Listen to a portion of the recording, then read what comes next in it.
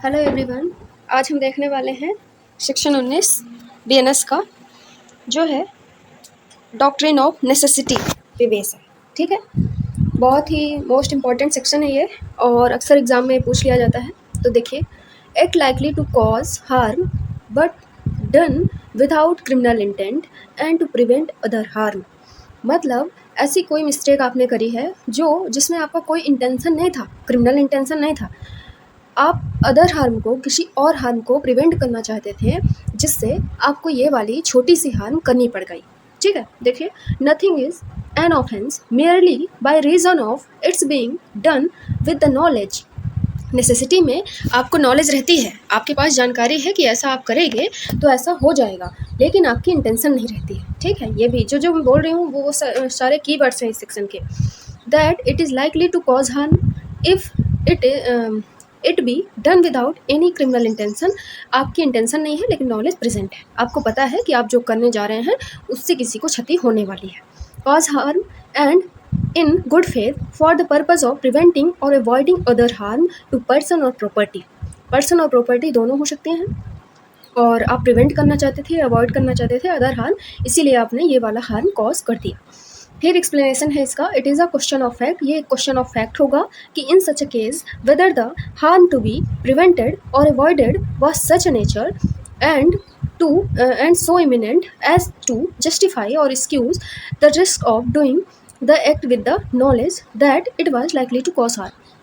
Simple सी बात है एक्सप्लेनेशन में कि यह क्वेश्चन ऑफ फैक्ट होगा। वो हम मतलब क्वेश्चन ऑफ फैक्ट का क्या मतलब होता है? क्वेश्चन ऑफ फैक्ट का मतलब ये है कि ये तथ्य पे डिसाइड होगा, ये तथ्य पे डिपेंड करता है कि वास्तव में जो आपको ऐसा लगा कि आपको ये हार्म कर देनी चाहिए just because of prevent other harm, तो क्या ये जस्टिफाई था? ये क्वेश्चन ऑफ फैक्ट होगा, ये आप डिसाइड नहीं करोगे, ये फैक्ट के आधार पे कोर्ट डिसाइड करेगा। ठीक है, तो आई होप कि सेक्शन 19 का जो लिखा हुआ है लैंग्वेज वो आप लोगों को क्लियर हो गई होगी। फिर इसके दो इलस्ट्रेशन है। पहला इलस्ट्रेशन प्रॉपर्टी से डील करता है और दूसरा पहला इलस्ट्रेशन जो है पर्सन से डील करता है और दूसरा प्रॉपर्टी से डील करता है। तो पहला इलस्ट्रेशन में ये है, आप लोग रीड कर लीजिएगा। इसमें यह है कि एक शिप का कैप्टन है वेसल का, और वो सडनली उसके पास कोई विदाउट किसी नेग्लिजेंट या फॉल्ट के क्या करता है वो कि वो उसे लगता है, मतलब उसकी शिप या तो एक दो ही साइड मोड़ सकता है।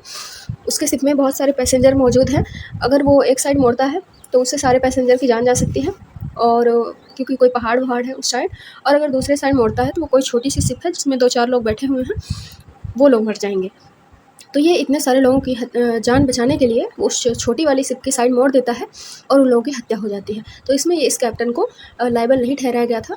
यहाँ उसके पास नॉलेज थी कि हाँ वो इस साइड मोड़ेगा अगर नाव तो इन लोगों की जान चली जाएगी, लेकिन उसका इंटेंशन ये नहीं था। उसका इंटेंशन ये था कि मैं बड़े वाले हार्म को प्रिवेंट करने के लिए इन छोटे जो 2-4 लोग हैं इनकी जान ली जा सकती है। ठीक है, ये है पहला इलस्ट्रेशन। दूसरा इलस्ट्रेशन है कि जो ए है, तो एक बहुत ज़्यादा आग लग गई है, उस आग को बुझाने के लिए वो जो किनारे किनारे घर बने हुए हैं उनको उसी आग में मतलब डाल देता है, उनको गिरा देता है उनके उस आग में, ताकि प्रॉपर्टी और ह्यूमन का नुकसान ना हो। तो इसमें भी वो प्रिवेंट करने के लिए ही उसने ऐसा किया था। इसीलिए एक को यहाँ नेसेसिटी का फ़ायदा दिया गया था। अब देखिए डॉक्ट्रिन ऑफ नेसेसिटी, इससे क्वेश्चन आता है। इसके कुछ मैगजीम हैं। नेसेसिटस नॉन हैबिट लेगम, इसका मतलब है necessity knows no law. Necessity इतनी जो आवश्यकता का सिद्धांत है वो कोई लॉ नहीं जानता, इतना वो इम्पॉर्टेंट हो जाता है। नेसेसिटी का मतलब ही है कि आवश्यक, बहुत ज़्यादा आवश्यक है। दूसरा है सोलिस पोपली इस्ट सुप्रीमा लेक्स, इसका मतलब है the welfare of the people is supreme law. ठीक है, लोगों को बचाना सबसे बड़ा कानून है इधर।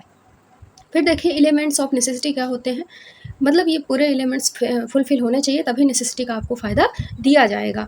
रियल एंड इमीडिएट डेंजर होना चाहिए, नो रीजनेबल अल्टरनेटिव होना चाहिए, गुड फेथ होना चाहिए, और प्रोपोर्शनलिटी होना चाहिए। इसका क्या मतलब है? अनुपातिक, मतलब उस चीज़ का अनुपात जो हार्म आपने कॉज करी है और जो जिस चीज़ के लिए करा है, तो उसका प्रोपोर्शनल, उसका अनुपात उससे बड़ा होना चाहिए।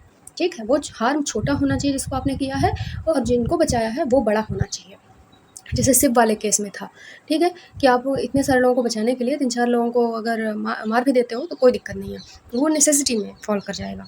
और प्रिवेंट ग्रेटर हार्म, आप बड़े वाले हार्म को प्रिवेंट करना चाहते थे। इसका लैंडमार्क जजमेंट है, अक्सर एग्जाम में पूछा जाता है, विद डेट याद रखिएगा, R versus Dudley and Stephen 1884 का केस है, ठीक है। तो आई होप एवरीवन कि आप लोगों को सेक्शन 19 बीएनएस का क्लियर हो गया होगा। अब आगे के सेक्शन नेक्स्ट क्लास में हम कवर करेंगे। Thank you so much.